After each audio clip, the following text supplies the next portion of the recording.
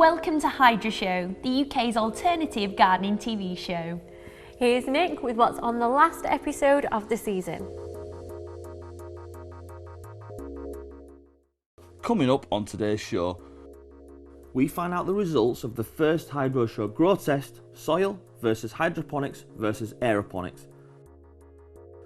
The girls make some Eliooo style hydroponic systems in the last presenter challenge. Grow Supplies of Newcastle give us their attempt at a Hydroponic Megaroom. And we take a look at new ballast technology with Steve from Sol Digital. All this, plus news, another competition and more, only on the world's first Hydroponics TV show. Back in episode 1, I visited Aquaculture Hydroponics in Sheffield, where we set up our first grow test. Here's a quick recap on what the grow test was about and what we intended to find out. Okay, so what's this first grow test all about? Well, the aim of this is really to set up, we've got the one system here that's possible of doing a lot of different methods of growing, and the aim is to really show the difference between the three different methods of growing with cheese. And so we've got hand watering, a drip system and an aeroponic system, so just going to show the difference in the vegetative growth that you can get between them all. So to start with, we've got the hand watering system.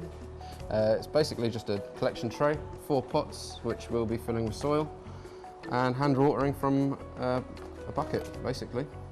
With the drip system, we'll be filling these pots with cocoa. The drip lines are connected to your pump. You have one stake going into each pot, and then you time your irrigations as and when they're needed watering. Okay. With the aeroponic system, there's no media in the pots at all. You just have a sprinkler at the top of the pot. That sprinkler is connected directly to the pump, and the pump runs 24/7, constantly sprinkling out your water onto the root zone. We're using the same seedlings for each one, so you're not going to expect wildly different growth on different types of seeds and plants. But mainly it's just to try and keep all the variables the same, so things like nutrient as well, we're going to be using the same nutrient between each system.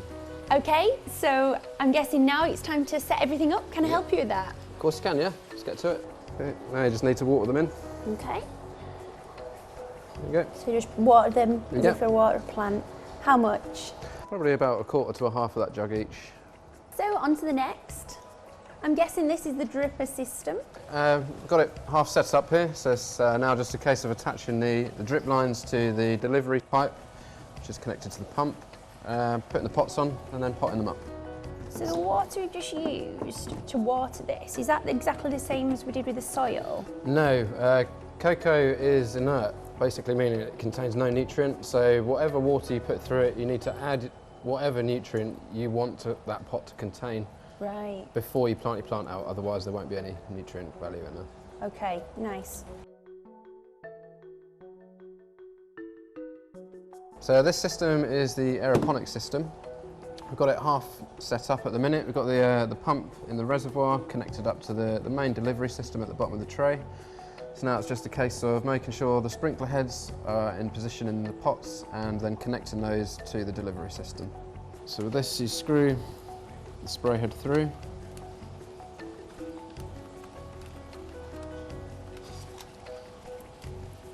Attach the line and then connect that to the delivery tube. Okay.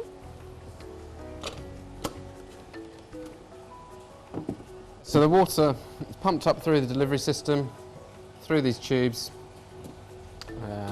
and the spray head just rotates and sprays the water inside the pot onto the bare roots. Here with these, they have net pots, which you put the base of the plant. Eventually the roots just grow through these, hang down in the pots, and the sprinkler system delivers the water directly to the roots. Okay. So to plant them in, you just simply drop your jiffy into the net pot, and you need to be particularly careful when you're putting the collar around it, just not to damage the seedling, which is the tricky bit. Yeah. So now, Nico, what are these cups on here for? What are we using these cups for to protect these? Yeah, they're just essentially like a makeshift humidity dome. Because they're quite young seedlings, really they should have been hardened off for a little bit longer, but for the time restrictions of the tests, we just using these as little makeshift humidity domes to keep the humidity up. Ah, clever. So Nico, is this where we leave them now? Is this what we leave them, just here like this? It is, yep. So they're going to remain in these positions for the next 6 weeks really, until you guys come back and see how much growth there's been on them. And how often are you going to have to water these now? It's slightly different for each one. The soil and the cocoa, they're probably not going to need watering, you know, once every 3 or 4 days. The easiest way to do it is to pick up the pot, feel how heavy it is, until it feels light and it's drunk the water in there. Don't water it again. Usually every 3 or 4 days-ish, but that obviously can change. With the ones in the aeroponics system, usually they'd be planted out with a slightly more developed root system. So to start with, they're going to have probably a 15-minute irrigation every day or so. And then I'll just have to keep a close eye on the root system to know when I can turn it on 24/7. Okay then, well thinking about that, how are you going to keep the test fair then? Well, obviously you've got the nutrient tank. As long as you maintain the nutrient tank, keep a close eye on that to make sure that the nutrient content is even throughout each system. And you can be fairly sure they're all getting roughly the same amount of food, and it should be as fair as it can be. So just to summarise, how long will it take now? When can we come back and look at these? Well, like I say, if you can come back in 6 weeks, we should have a fairly decent amount of vegetative growth, but you're probably not going to see any flowers on them by then. But if you're available to come back a few months down the line, then there'll definitely be peppers and chilies on there. Fabulous. Well, we'll see you in 6 weeks then. Yes, we will. Thank you very much. And that's it. Looks like we're coming back in 6 weeks. Great stuff.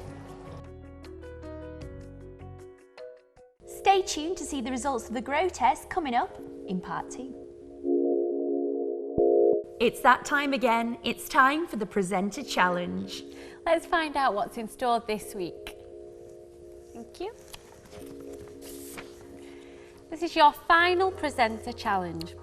In the studio, you will find an array of goods from a certain Swedish furniture store and a few basic items from a hydroponics store. Your challenge is for each of you to make your own DIY hydroponics microsystem using the equipment provided. To help you, there are 2 Eliooo books for inspiration. Let's go.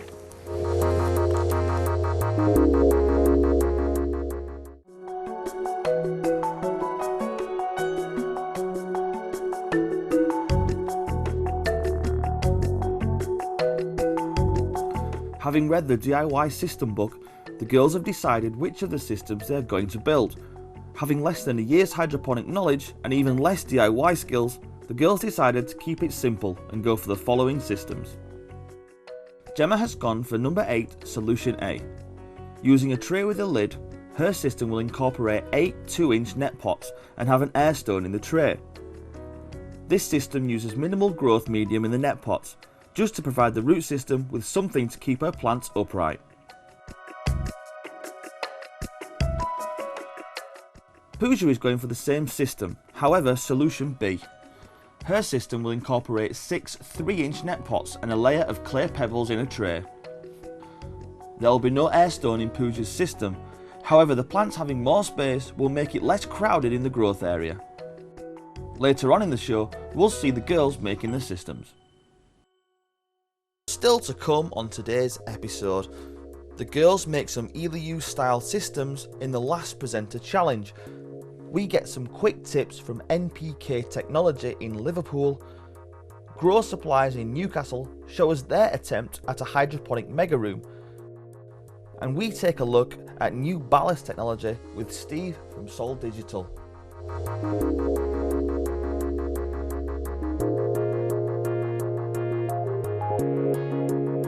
This episode of HydroShow is sponsored by HydroMag, the UK's independent hydroponics magazine. Are you ready for bigger yields? Use the Advanced Nutrients Bigger Yields growing systems for the optimum results. Hobbyist, expert, professional, Grandmaster. More info at www.advancednutrientsuk.co.uk.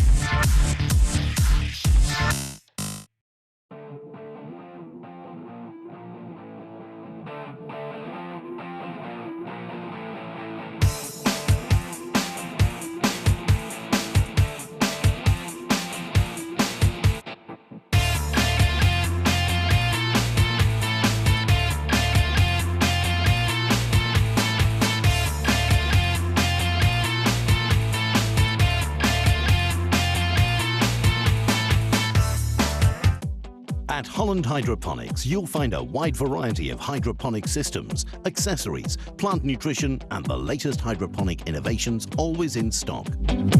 Visit us now, in-store or online, where you'll find the brand new Shogun range of nutrient additives exclusive to Hollands in the northwest of England. Stores now open in Manchester, Burnley, Huddersfield and Flint, North Wales. Or visit our website at www.hydroponics.co.uk. Do you want a nutrient that matches all the requirements of any plant you choose to grow? Well, let us introduce to you the aroma formula. So variable it fits all the plants you want to grow indoors. Speed up plant growth. Increase yields. Trusted by the professionals. Results you can easily see for yourself. The aroma formula. Now available at all fine hydroponic shops. Wortley Hydroponics, a new hydroponics superstore in Leeds. Open 7 days a week. Wortley Hydroponics. Growing success.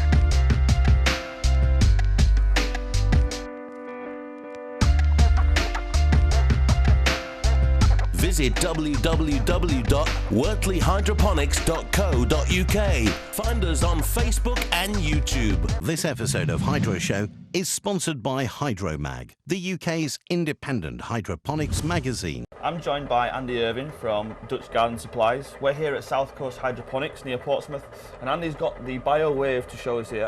Andy, what is this? This is a new product that's been 3 years in the making from a company called BioWave Industries. Okay. Basically it improves yield, improves bricks production within a plant. That particular model there is capable of doing the size of a football pitch. A football pitch? Yeah. So for people at home that might want something a little bit more small, is there something else on the market? Yeah, very, very soon the release of the BioWave Mini, right, which will cover approximately 500 square foot. Okay.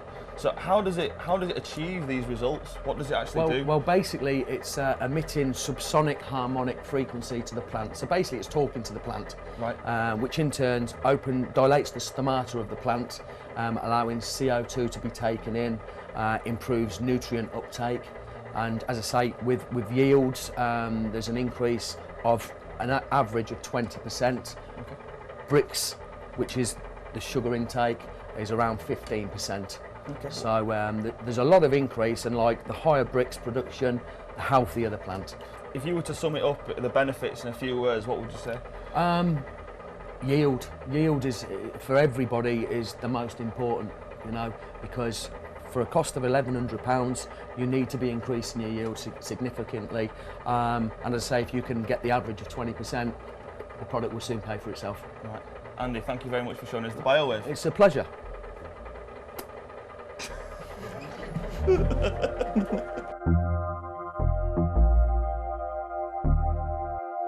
In our official magazine HydroMag, we often get questions from readers asking for help with their grow rooms.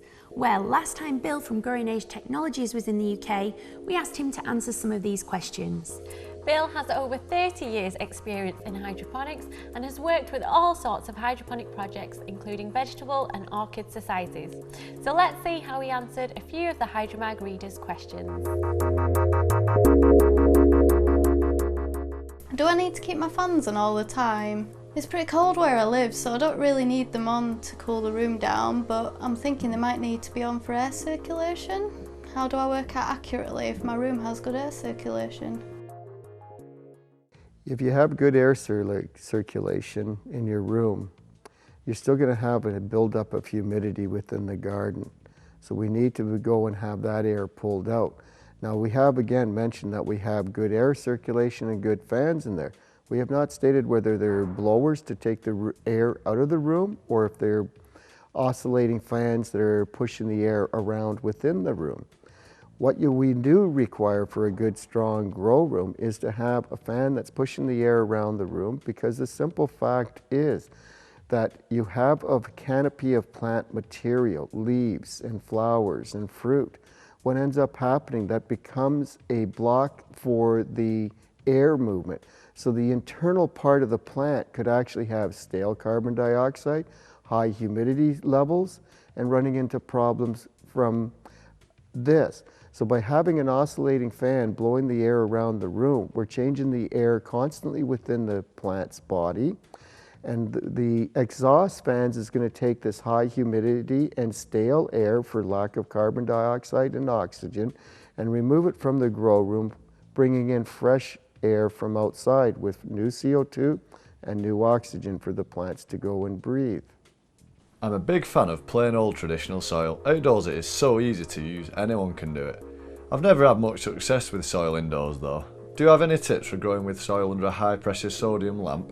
If I was to switch to using a different medium, which do you think would be best for an old stick in the mud to pick up?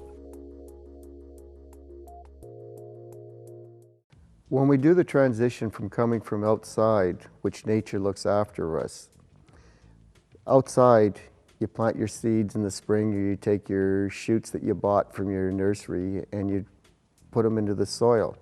You allow them to grow. Now once you move the plants inside, we must play Mother Nature a little bit more. We must provide the proper amount of lighting so that the plants will not reach and stretch for the light. We must provide the proper temperatures and humidity in the room. By providing the proper temperatures and humidity and the light that the plants require in a good growing medium, the plants will flourish quite nicely. Here's a situation for you. You asked me what type of growing medium. All growing medium to me is to separate the roots from each other. The plants have evolved adjusting the pH of the growing medium to bring the nutrients into their easier form for the plant to consume. So what growing medium you choose is not really a big factor here. It's how you apply the water and the nutrients to that growing medium and the system that you've incorporated into. All good hydroponic systems have a reservoir, a volume of water that's below the growing chamber, and then you have the growing chamber, which is at least 1 inch above the height, maximum height of the water that's going to be in your nutrient solution. Turn on a pump, automatically water it, set your timer, automatically water it, and let the pump look after it. Please go down into your room quite often to check to see what's going on with your room, to make sure that everything is working properly, your pumps are working, your fans are working, your light is actually turning on and off. I have a problem in my cellar where small black flies seem to appear out of nowhere. I haven't seen them on my plants, but I can't watch them all the time. Will these bugs cause me any issues, and if so, how should I fight them?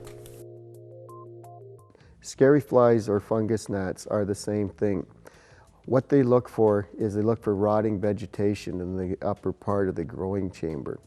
Once they go and lay their eggs in there, their larva starts crawling through the growing medium, consuming roots and dead organic material.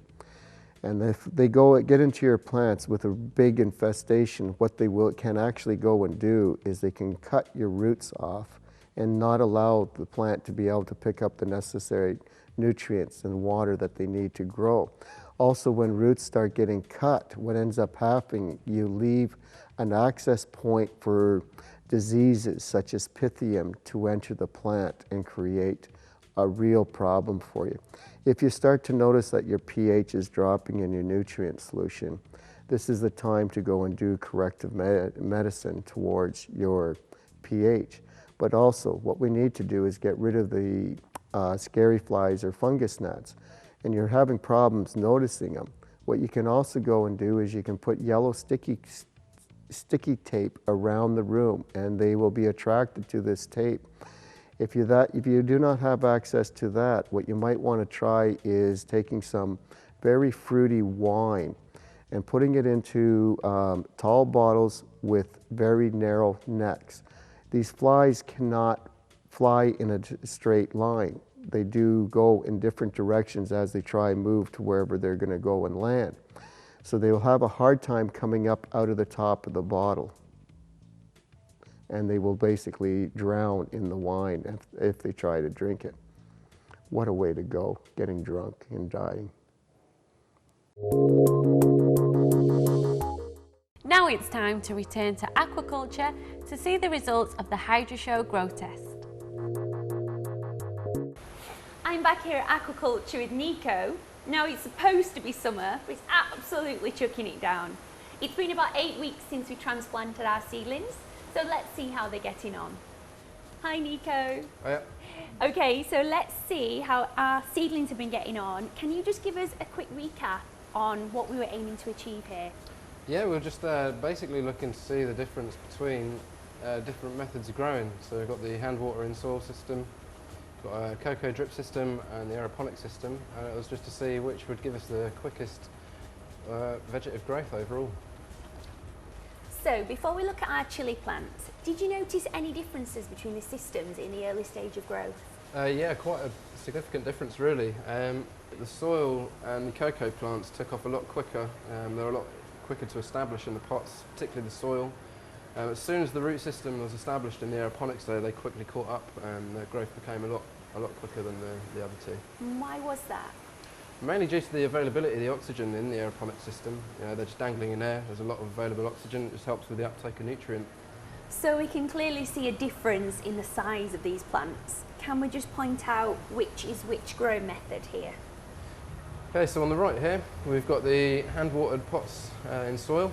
In the middle, we have the cocoa pots on the drip system. And on the far left over there, we have the aeroponic system. So we can see the aeroponics has a lot better growth and not so much from the other two.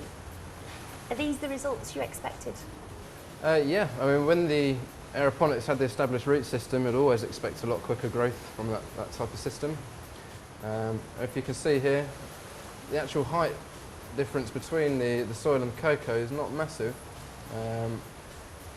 However, there is a lot more uniformity between the cocoa plants. They're all a lot more even size than the soil plants, which is always a benefit in the system. So what I don't understand is, I can see the chili plants in the soil and the cocoa, you know, I understand how they grow from the root system, but how is it working in the aeroponics? What's going on here? How is that a growth medium? Well, there is no media in the aeroponics. The roots literally just hang in mid-air, being sprinkled into. One thing is it doesn't give the plant as much support as you would get with cocoa and soil, so when you do get a larger plant that's a lot more top heavy, you will need to support it up a lot more. But that sacrifice, you know, you get a lot quicker nutrient uptake because of the more available oxygen. Can we have a look at that? Of course, yeah. So there's your root system there. Crazy. Obviously as the plant gets larger, the root system will just get larger and larger. So we can see the aeroponic system is the quickest way of growing from this test. But what can the viewers at home take from that?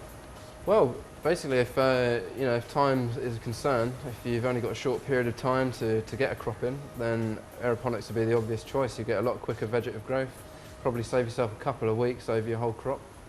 And if you're only ever looking to get 3 or 4 crop cycles in per year, you could possibly get another one in with all the time cumulatively saved. So there you have it. 8 weeks ago we set out to show the difference in vegetative growth between 3 methods of growing. It's quite clear to see that growing your plants aeroponically will encourage quicker vegetative growth. So for a little bit more money and no extra hassle, you may actually be able to fit in an extra growth cycle per year for the time you save.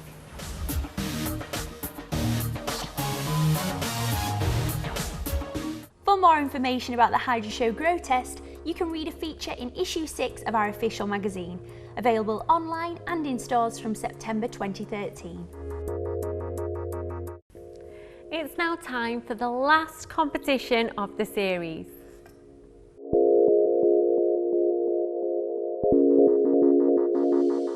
It's that time again where we at HydroShow give you, our lovely viewers, the chance to win some hydroponic goodies.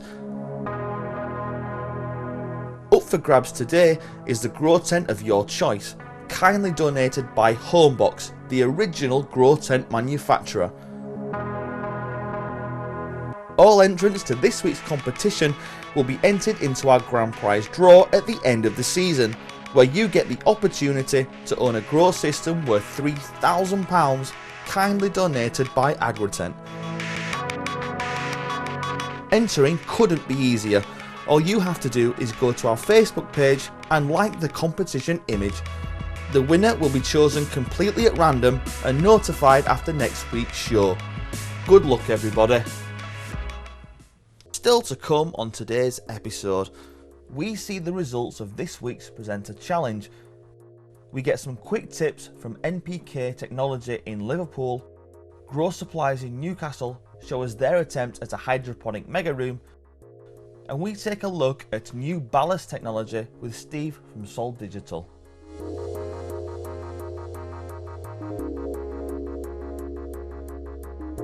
This episode of HydroShow is sponsored by HydroMag, the UK's independent hydroponics magazine.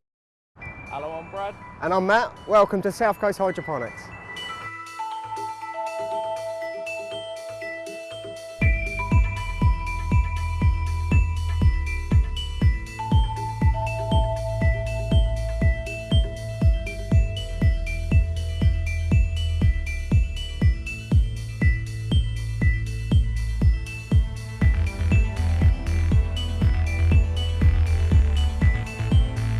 Canna's mission is to help passionate growers grow their plants.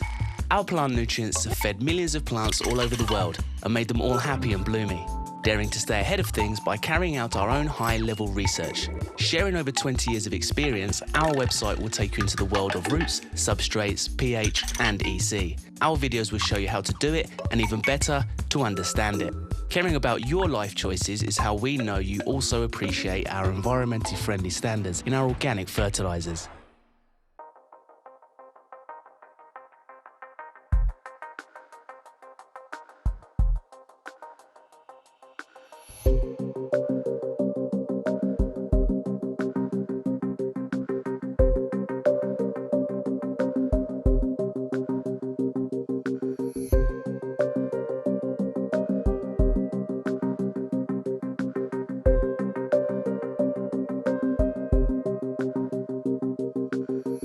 NPK Technology in Liverpool, we pride ourselves on providing you with the products you need at the right price. Once more, if the products you want aren't in stock, we'll order them in for you. And if you don't know exactly what you're looking for, we'll happily point you in the right direction. NPK Technology Liverpool, going out of our way to help you grow. Visit www.mpktechnology.co.uk. Life is good.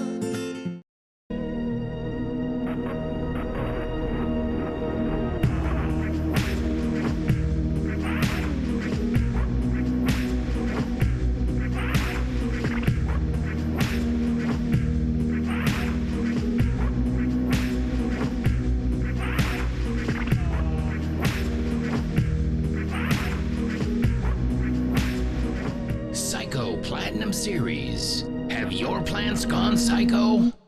Grow Supplies is one of the leading hydro stores in the UK. Although based in the Northeast, our reputation has spread far and wide. At Grow Supplies, we pride ourselves on your results. The better you do, the better we do. Successful growers like you want a store that means business. So come to Grow Supplies and achieve your growing dreams.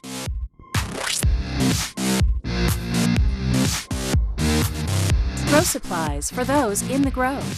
Visit www.growsupplies.com. This episode of HydroShow is sponsored by HydroMag, the UK's independent hydroponics magazine. Before the break, the girls were each given a DIY book and asked to build a system.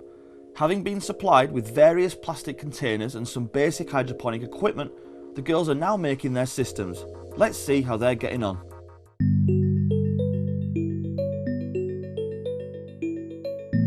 As mentioned before, the girls have gone for a basic system which is relatively easy to make. First of all, they take the lids they are using and mark out where they want the net pots to go. The further apart the net pots are, the more space the plants will have to grow. Secondly, each of the girls drilled the holes, making sure they pick the correct size hole cutters for the net pots they are using. Once their holes were cut, they each tidied up the edges of their holes with a craft knife. Afterwards, both systems were cleaned to ensure that any excess shavings were removed. Finally, for Gemma's system, she installed her air stone and air pump. Her chosen plants are some lettuce Lola Rossa salad leaves, and then filled the tray with a weak nutrient solution. To complete her system, Pooja put a layer of pre-soaked clay pebbles in the bottom of her tray. Then she planted her cos lettuce, filling her tray with a wheat nutrient mix afterwards. That was that. 2 mini hydroponic systems, ideal for bringing a little greenery to your kitchen, lounge, office or bedroom. Don't the girls look proud? Each of the systems will now be running side by side at the Hydromag offices, and hopefully we'll get a good idea of how well they work. Taking inspiration from the Eliooo book, we also built this automatic mini dripper system. We'll be running this alongside Gemma and Pooja's systems too. For more information, keep an eye out in Hydromag in the coming issues.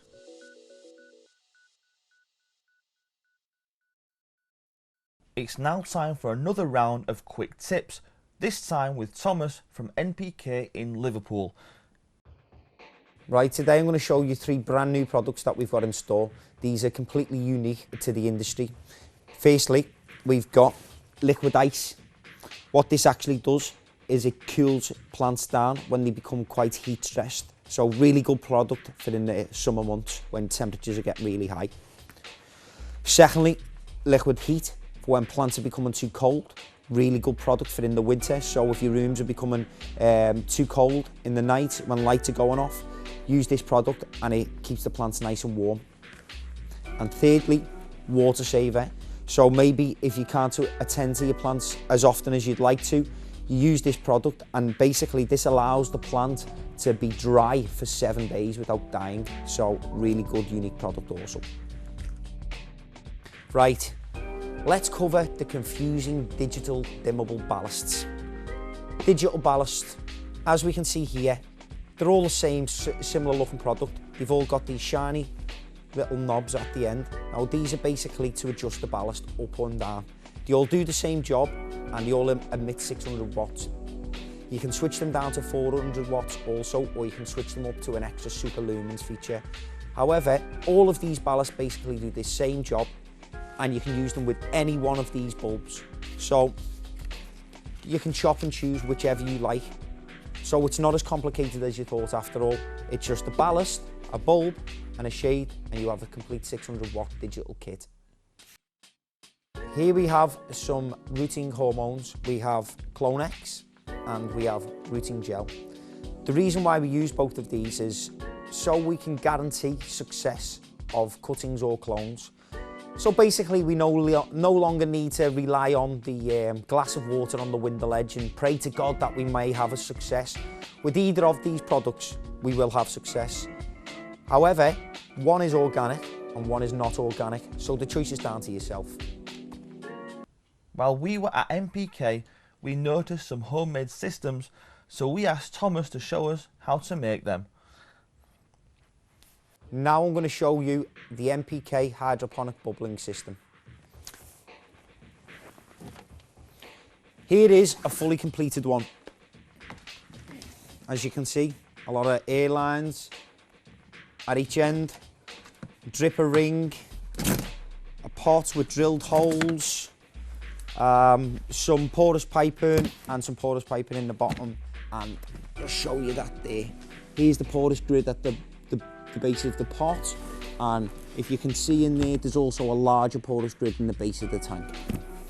Right, just put that down a second. Here we have the pot, so to speak. As you can see, it's got no holes in it, apart from these two on either end, which is by no means enough.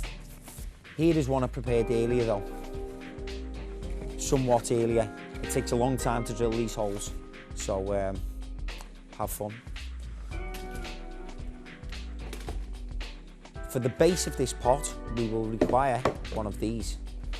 These have to be handmade also by 4mm T-pieces, some 4mm hosing, and basically lengths of porous piping to make up an air grid, which should fit exactly in the base of the pot. Also, you will need to make a dripper ring system to feed the top of the system. This is done with some 6mm piping and some 5mm elbows. These need to be preheated with some hot water to actually get them to fit perfectly. Once you've done these, you will also need to complete a larger version of this grid for the base of here, so it will fill the whole base. This will need to be attached firmly using some easy fix security stickers.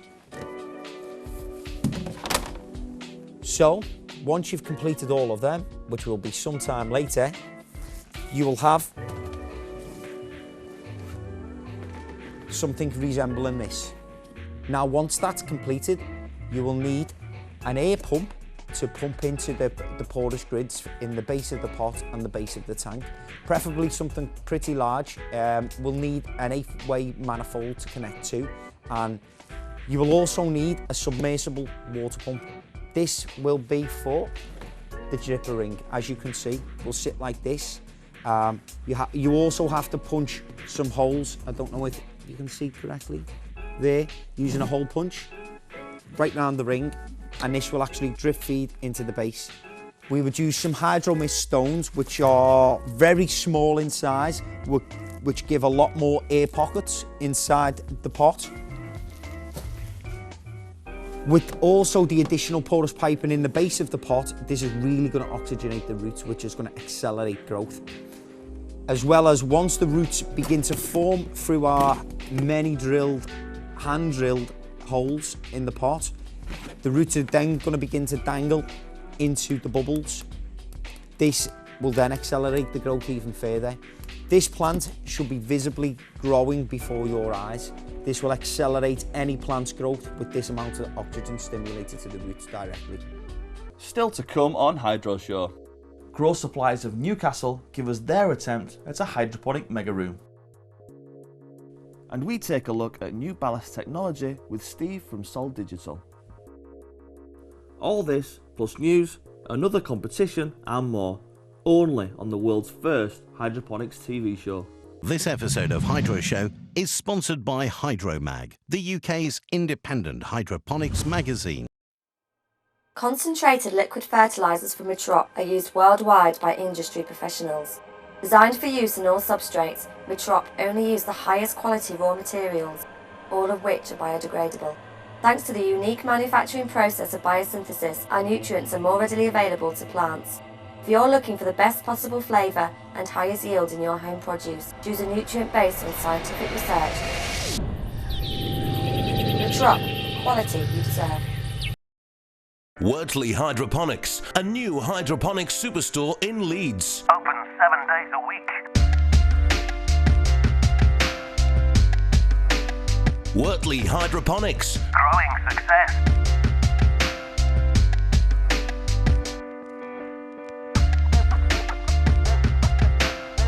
Visit www.wortleyhydroponics.co.uk. Find us on Facebook and YouTube.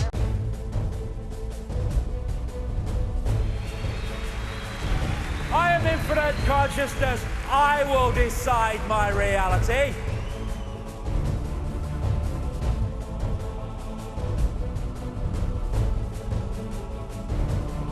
Consciousness doesn't fight. We don't need the bloody system. Put the guns down.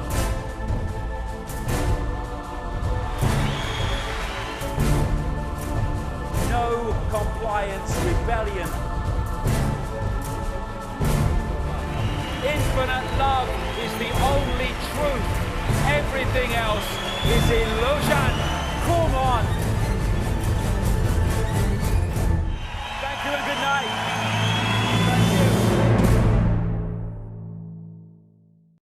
Grow Supplies is one of the leading hydro stores in the UK. Although based in the Northeast, our reputation has spread far and wide. At Grow Supplies, we pride ourselves on your results. The better you do, the better we do. Successful growers like you want a store that means business. So come to Grow Supplies and achieve your growing dreams.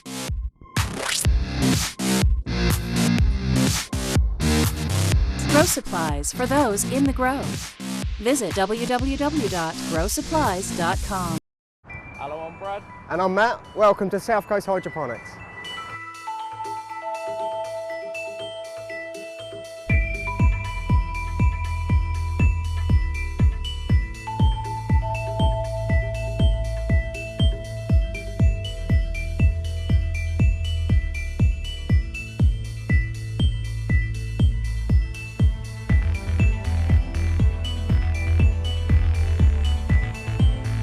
This episode of HydroShow is sponsored by HydroMag, the UK's independent hydroponics magazine. It's now time for the final mega room of the series, and today it's the turn of Grow Supplies in Washington, Newcastle. That's right. So let's see if they can step up to the plate with the season finale of HydroShow TV Megarooms.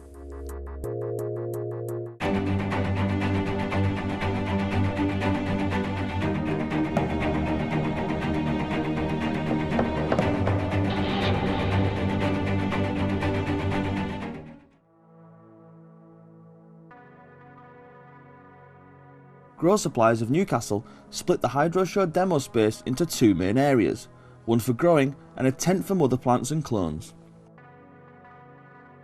In the main growing area, their pot system was supplied by Platinum and consisted of 4 × 9 18-litre pots, each housed in a tank and tray and fed by dripper lines. Lighting the main room are 4 Grow Star reflectors. Manufactured from Miro, the reflectors contain silver, titanium and aluminium, making them weigh less than 1 kilogram and transduce less heat. The shape of the Grow Star has been university developed and is designed to disperse heat. The unique shape also helps the Grow Star to eliminate pyramidical growth patterns and hotspots, meaning all the plants underneath get an even spread of light and heat. The additional tank in the grow area is to feed the mother and cloning tent. Connected to this and each one of the Platinum systems is a trimeter, which continuously monitors pH, EC and water temperature. The display on the trimeter is a plant-friendly LED, and the size of the display makes it easy to read from a distance. As with all measuring meters, it is recommended that the trimeter is calibrated on a regular basis, which is why Grow Supplies offered the NutriDip calibration solution pack. The side lighting in the main growing area are sun-blasted T5s. These low-powered fluorescent tubes are ideal for providing extra light without introducing lots of heat to the grow room or using a great deal more electricity. The T5s also include a nano reflector, which tests show a 300% increase in reflected light, directing it back to the plants. For ventilation in the main area, Grow Supplies use 2 Air Force twin-speed fans connected to an SMS fan speed controller. One fan is used for intake and the other for extract. They also supplied an oscillating floor fan to help provide some air movement. Also in the main grow area is a plug-in ozone generator, which helps clean the air by literally eating airborne organic matter and thus helps prevent mould and mildew. This small ozone generator only produces a minimal amount of CO2, meaning it's not harmful to humans or pets in a room this size.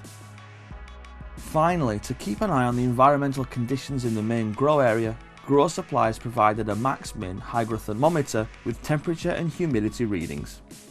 Grow Supplies put the clones and young plants in the same area, providing a Gorilla 5x5 foot tent with a 1 foot extension pack.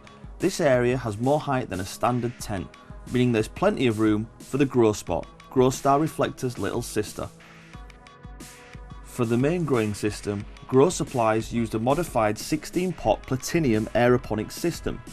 Removing 4 pots from the system allowed them to place 2 nano dome propagators in their place.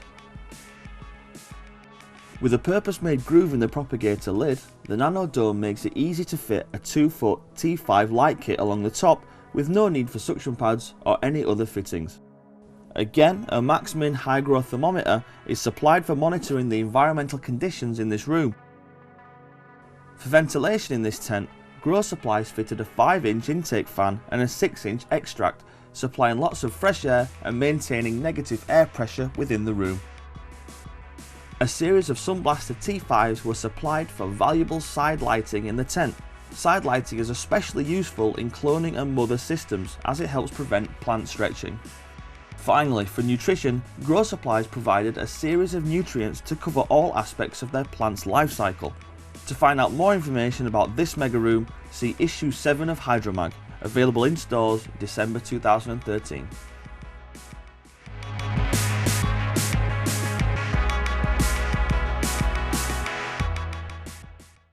There you have it, the last mega room of the series. A big thanks to Grow Supplies. Don't forget, all of our mega rooms will be featured in our official magazine, Hydromag. Keep an eye out in issues 5, 6 and 7, available online and in stores from July 2013 onwards. And finally, magnetic versus digital ballasts. Which one should we go for? More specifically, is it worth paying the extra money for a digital ballast? Well, we interviewed Steve Selman from Sol Digital, who shed some more light on the subject. I'm now joined in the studio by Steve from Sol Digital, who's going to talk us through the progression of lighting ballast technology. Hi Steve. Hi there. Now, we've got 3 ballasts in front of us, all from different manufacturers and all with different price points. Should we start by talking about the lowest price one on the end there? I mean, would you say this is where ballast technology started? These are the original magnetic ballasts that were industry standard for a long time until obviously the digitals came along, yes. Yeah. Mm-hmm. And what's the difference between these two? I mean, obviously there's digital and magnetic, but in terms of function, what changed? Magnetics are copper or aluminium coils with capacitors and igniters. That's the 3 main components. Obviously electronics rely on chips and are far more efficient because of that. So as I understand it, with the magnetic ballast, the coils that are inside them can actually cause it to become hotter. Are there any other disadvantages with using a magnetic ballast? Well, yes, certainly they do become hotter over time. Obviously, being steel and coil, they're heavier for a start. The heat is obviously not a good thing for a grow room environment. Excess heat is something that we want to try and reduce as much as possible. The other disadvantage of magnetic ballasts is they do become noisy over time. They have plates that are laminated together. The glue that they use to laminate them together in time will degrade, which means the plates will vibrate. And if you've got a lot of those in a grow room, then that's quite substantial noise, which is not very advantageous. Okay, so in the middle here we have a silver digital ballast. Would you say that this is one of the first generations of digital ballasts after the magnetic one? Yes, indeed. Digital ballast that superseded the magnetics. Again, if we're talking about efficiency, able to strike the lamps and bring them up to full speed within 3 to 5 minutes, as opposed to the 20 minutes a magnetic ballast might take. So quite a saving there. And with this ballast, we obviously have more efficiency, better lumen output, and quieter, I imagine. Are there any other differences with the magnetic ballast? Digital ballast obviously cooler running, so you'll see the design of the case here is designed to dissipate heat. So with this digital ballast, we've got a few differences with the magnetic ballast. I mean, it'll run quieter and obviously it'll work more efficiently. Are there any other differences? Obviously, as you can see by the size of the units, we've got a smaller, compactor unit. They weigh less, so easier to position within your grow room. So we're looking at about a 30% improvement in efficiency with ballasts that are around today over a magnetic ballast. We have things such as a restrike built into them, so if there's a power failure and a lamp goes out, then they will restrike intelligently. So as opposed to our normal light switch, which we can switch on and off without any problem, if you try and do that to a high intensity discharge lamp, you're going to damage the lamp. So these kind of ballasts have features built in which will pause for 60 seconds and will not attempt to ignite the lamp until it's at a correct temperature that's not going to damage the lamp. So with the first magnetic ballast that we spoke about, we talked about flicker. Is that kind of eradicated with this new digital ballast? Yes, indeed. They'll regulate the flow of electricity, so that they run the bulb at a constant lumen output, as opposed to a magnetic ballast. And that obviously passes on advantages to your lamps in your grow room, and in turn will make them more efficient. Indeed, yeah. Fantastic. Okay, so this digital ballast in front of us is a 600 watt, so I couldn't use like a 1000 watt bulb with that, could I? No, you can't. But again, another advancement is there are ballasts now that you can change the percentage of the lamp output and indeed put different lamps in, and we've bought some of those to demo today. Fantastic. Well, let's go take a look. Sure.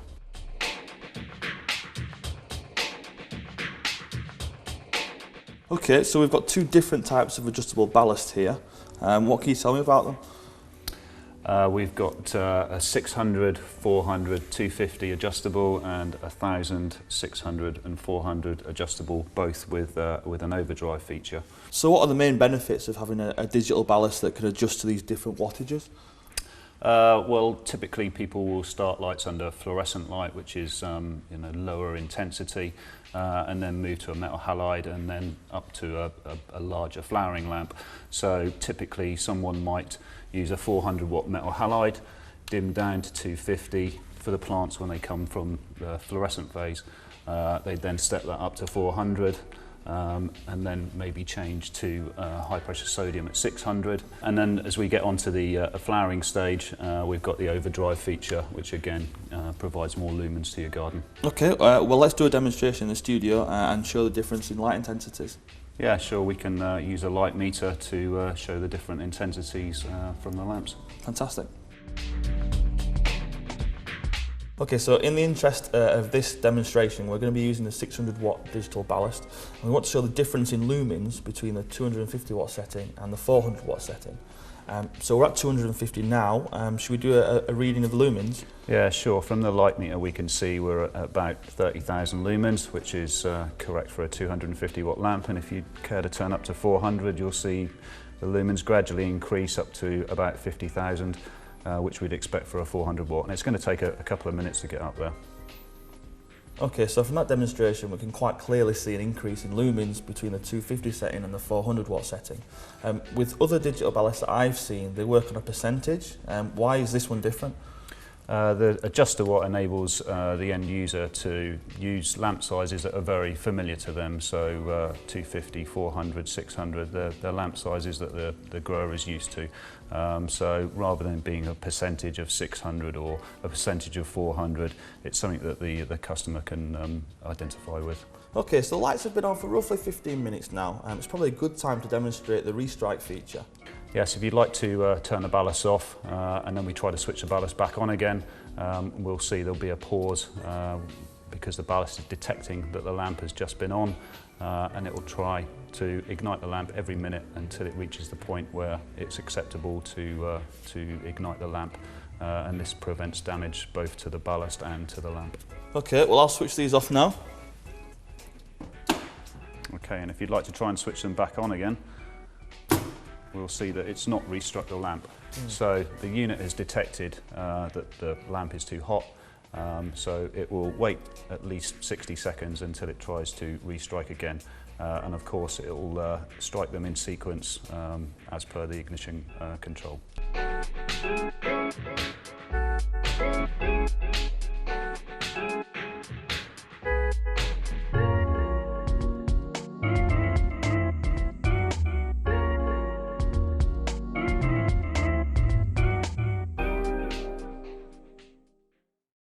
For more information on digital ballasts, see the Evolution of Digital Ballasts article in issue 1 of our official magazine Hydromag. Visit www.hydromag.co.uk, where you will also find many more articles relating to features on HydroShow Season 1. Sadly, that's not only the end of this week's show, but also the end of our first season. But don't worry, you can watch the entire season again, and as ever, here's Nick to tell you how. If you missed any of the episodes in this season of HydroShow, you can catch them all again on our YouTube channel. Visit www.youtube.com/HydroShow TV. Season 2 of HydroShow returns in 2014. Bigger, bolder and better, featuring more stores, more grow tests and more advanced hydroponics in greater detail. Look out for more information in our official magazine, Hydromag.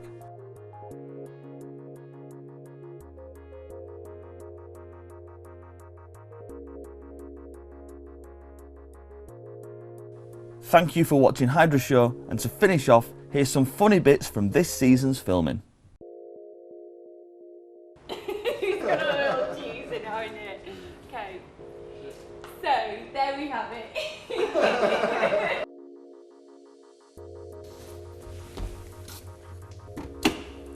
Okay, that's them off, so if you'd like to try and turn it back on again, we'll see that they won't restrike. Shall I say something after that? C. C. Told you so. Okay, so to conclude, can you just summarise very quickly the benefits of the Coolgen? No.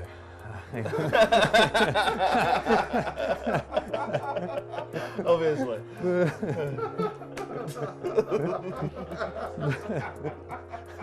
What a lad. So that We're going to have outtakes at the end. Do you want me to sum up the benefits? Dilates the stomata of the plant, which improves the CO2 uptake. It also is shown to improve yield, improve bricks, which is the sugar within the plant. And I've also found out as well, which is dead on, that it can also improve the life of fruits. Right. So, which is very important. What speed is that rotating at?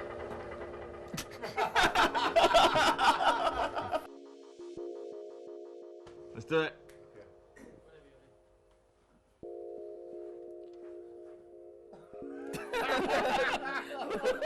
You didn't tell me to do something. Last time you just went like this.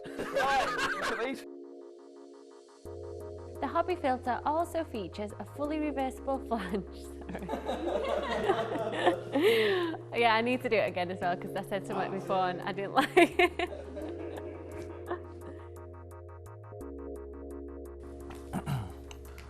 I'm Jane. I'm Jane. I'm Jane. I also said join. Joined by Jason. I'm Jane. Hello, Jane. Hello, sweetie. Let's talk about alcohol. As for gadgets, we have one of the state-of-the-art gadgets What here. is this? It is a BioWave Mini. What this does is puts sonar. Subharmonic frequencies. Wow, what's this? Well, this, I'm really pleased you asked me what this is. This is a BioWave Mini and it releases subharmonic waves. So basically, it's like a singer to the plants. It helps the plants sing. No, it doesn't do that. I don't even know what it doesn't do that. The plants don't sing. What does it do? What is this? It looks like a Dalek. Well, I'm really pleased you asked me about this. This is a BioWave Mini, and what it does is it releases subharmonic waves into the air, and the plant takes on these subharmonic waves and it creates stomata, where it allows photosynthesis. It opens the stomata. Sing, the sky up above. Sing, is caving in. Wow, bam, you never been so nuts about a guy. You wanna laugh, you wanna cry, you cross your heart and hope to die till it's over. And then, hey, big boy, what you gonna do? What you gonna do when they come for you, big boy, big boy? That's it.